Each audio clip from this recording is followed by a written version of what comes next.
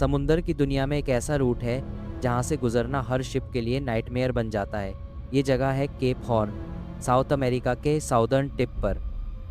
यहाँ पर अटलांटिक और पैसिफिक ओशंस टकराते हैं और दोनों के करंट्स इतने वायलेंट होते हैं कि एक स्मॉल मिस्टेक शिप को समुंदर की गहराइयों में ले जा सकती है।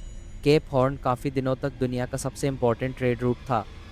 पनामा कैनाल के बनने से पहले यूरोप से एशिया या अमेरिका के वेस्ट कोस्ट तक पहुंचने का एक ही रास्ता था, इस डेडली केप के चक्कर लगाना।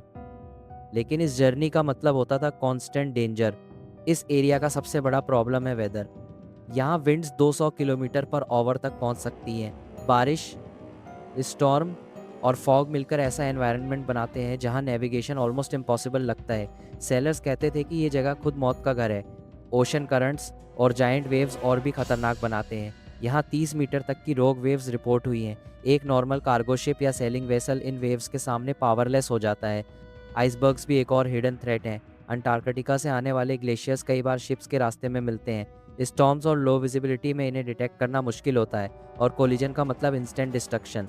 कैप हॉर्न के कोस्टल एरियाज भी जैग्ड रॉक्स और शैलो वाटर्स से भरे हुए हैं। अगर स्टॉर्म में शिप थोड़ा भी रूट से हट जाए तो वो डायरेक्टली रॉक्स पर क्रैश करता है। दर्जनों शिपरेक इस जगह की हिस्ट्री में रिकॉर्डेड हैं। सेलर्स ने हमेशा केप हॉर्न को एक ग्रेवयार्ड ऑफ शिप्स कहा है। 18वीं और 19वीं सदी में हज़ारों शिप्स यहाँ डूब गए। थाउजेंड्स ऑफ सेलर्स अपनी जान गंवा बैठे। इस वजह से इस रूट का नाम हर कैप्टन के लिए एक नाइटमेयर बन गया। यहाँ का अनप्रिडिक्टेबल वेदर एक और चैलेंज है। एक दिन ब्राइट सनशाइन होती है और अगले ही घंटे हरिकेन लेवल स्टॉर्म।